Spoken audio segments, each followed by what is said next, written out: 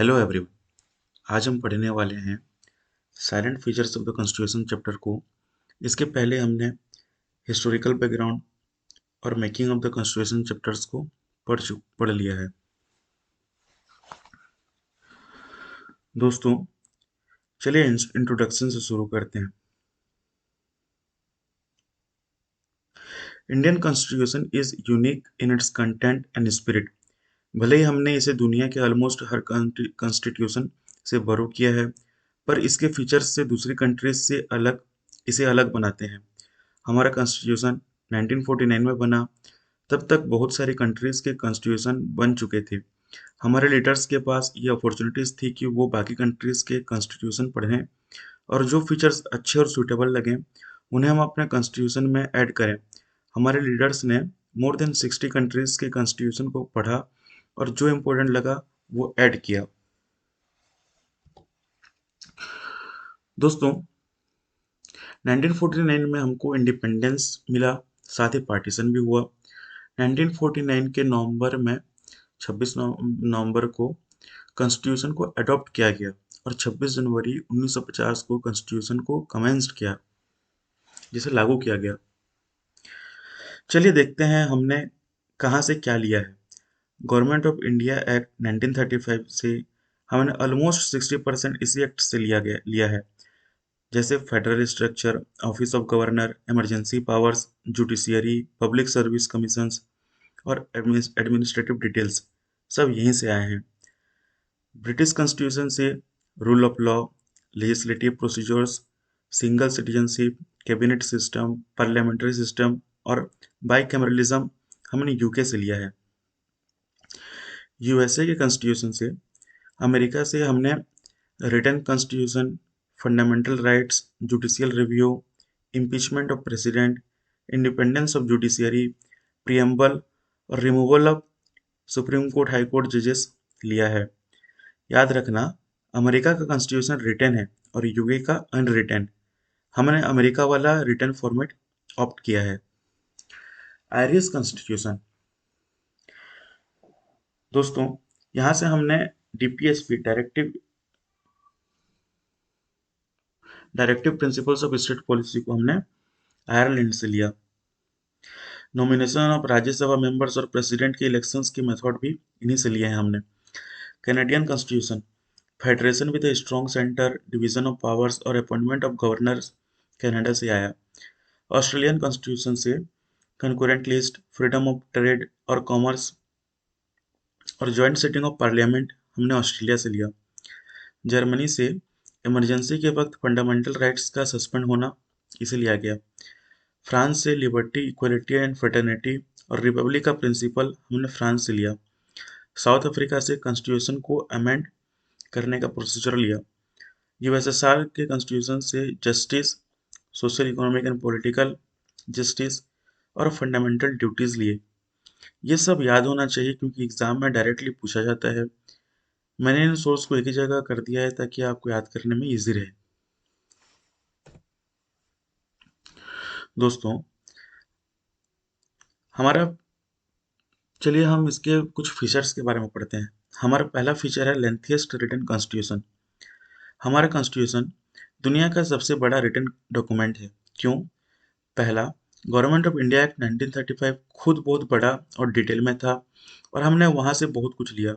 दूसरा, geographical factor, India इतना diverse है कि हमें हर कल्चर और हर स्टाइल को रेस्पेक्ट करते हुए सबको मद्देनजर रख के कॉन्स्टिट्यूशन बनाना था।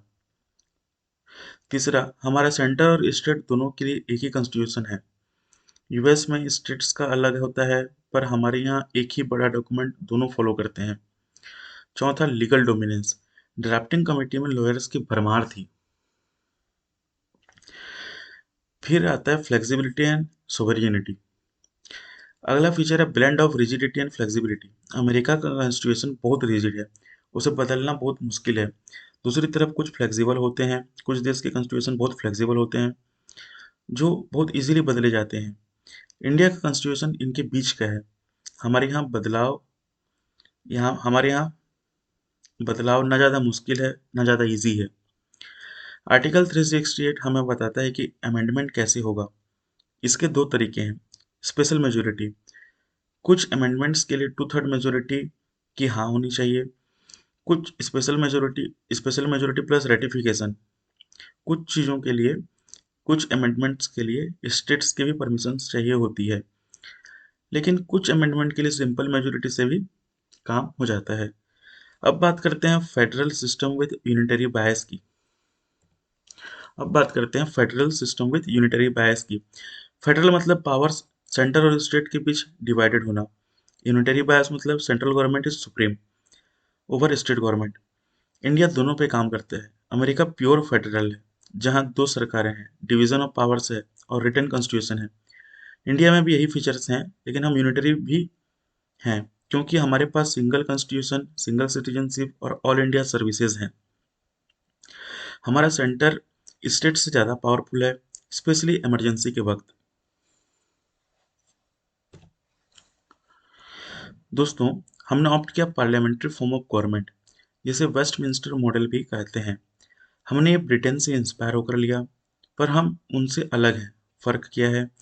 ब्रिटिश पार्लियामेंट सोवेरेन है, वो सबसे ऊपर है, पर इंडिया में कॉन्स्टिट्यूशन सुप्रीम है।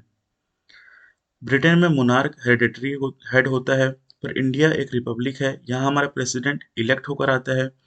हम किसी मोनार्की या हेरिडेटरी में बिलीव नहीं करते, हम प्योर डेमोक्रेसी हैं। इसके साथ ही हमने सिंथेसिस ऑफ पार्लियामेंट्री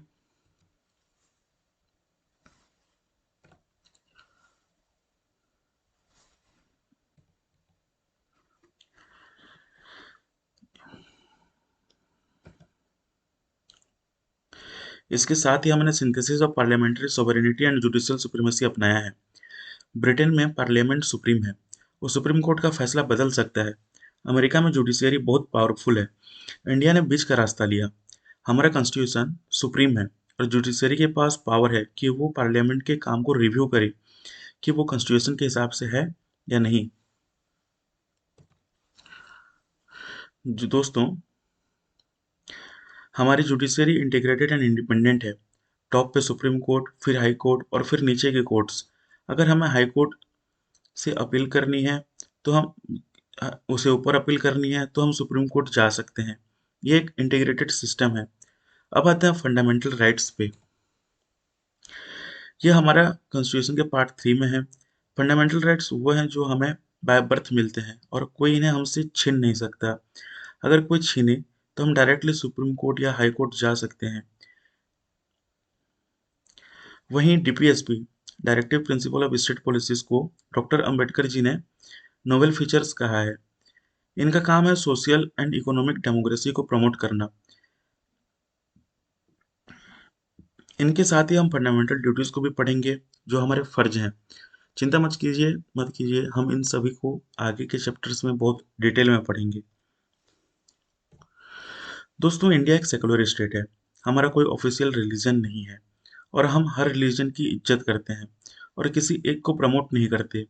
हम फॉलो करते हैं यूनिवर्सल एडल्ट फ्रेंचाइज को, अर्थात जिसकी एज 18 से ऊपर है उसे वोट देने का पूरा हक है, बिना किसी भेदभाव के। हमारे पास सिंगल सिटीजनशिप है।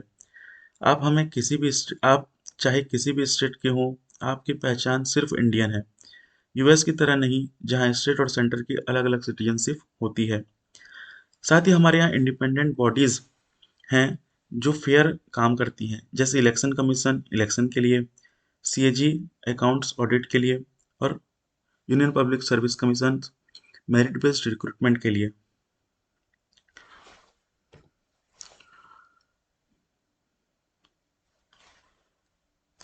दोस्तों, हमें इमरजेंसी प्रोविजंस भी मिले हैं। 3 तरह की इमरजेंसी होती है, नेशनल, स्टेट और फाइनेंशियल। इन्हें हम आगे डिटेल्स में पढ़ेंगे कि ये कब और कैसे लगती हैं। इंडिया में थ्री टायर गवर्नमेंट है। पहले सिर्फ सेंटर और स्टेट था, पर 73rd और 74th अमेंडमेंट एक्ट से हमने लोकल लेवल पे पंचायत और म्यूनिसिपैलिटीज ऐड की।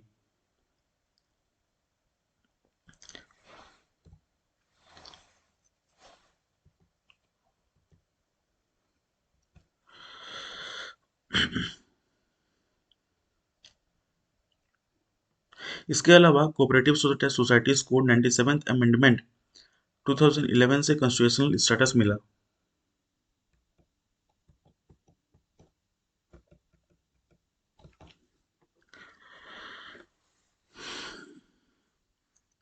दोस्तों अब जानते हैं, जब कॉन्स्टिट्यूशन बना तो बहुत से लोगों ने इसे क्रिटिसाइज किया। क्या कहकर? कहा गया कि इसमें कुछ नया नहीं है, ये सिर्फ बैग ऑफ बोरोइंग्स है। फिर कहा गया कार्बन कॉपी ऑफ 1935 एक्ट, क्योंकि 60% लगभग लगभग वहां से था। लोग बोले ये वही पुराना एक्ट है, बस रिफ्रेश किया गया है। और लोगों ने कहा ये एंटी इंडियन। क्रिटिक्स बोले ये हमारी स्पिरिट को रिफ्लेक्ट नहीं करता, ये फॉरेन नेचर का है और अनवर्केबल है। फिर कहा गया कि इसमें गांधी जी की विलेज पंचायत वाली फिलोसफी नहीं है। जब पहले बना था तो गांधी जी लोकल काम करते थे, पर कॉन्स्टिट्यूशन मॉडर्न और वेस्टर्न स्टाइल्स का लगता है। फिर कहा गया बहुत बड़ा है, दुनिया में सिर्फ अमेरिका का एक स्टेट है अलाबामा, जिसका कॉन्स्टिट्यूशन हमसे बड़ा है, पर कंट्री वाइज इंडिया का सबसे बड़ा है। दोस्तों इसे कहा गया कि इसे बहुत लीगल और कॉम्प्लिकेटेड बनाया गया है, जिसे सिर्फ वकीलों के लिए ही जैसे सिर्फ वकीलों के लिए ही बना हो। पैराडाइज ऑफ द लॉयर्स भी कहा गया। इस चैप्टर से प्री और मेंस के सवाल आते हैं। इसके अगले चैप्टर में हम प्रिएम्बल्स को पढ़ेंगे।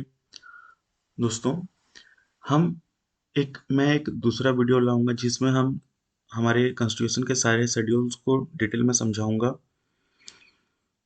अगर आपको यह वीडियो पसंद आया हो तो प्लीज़ लाइक करें, शेयर करें और सब्सक्राइब करें।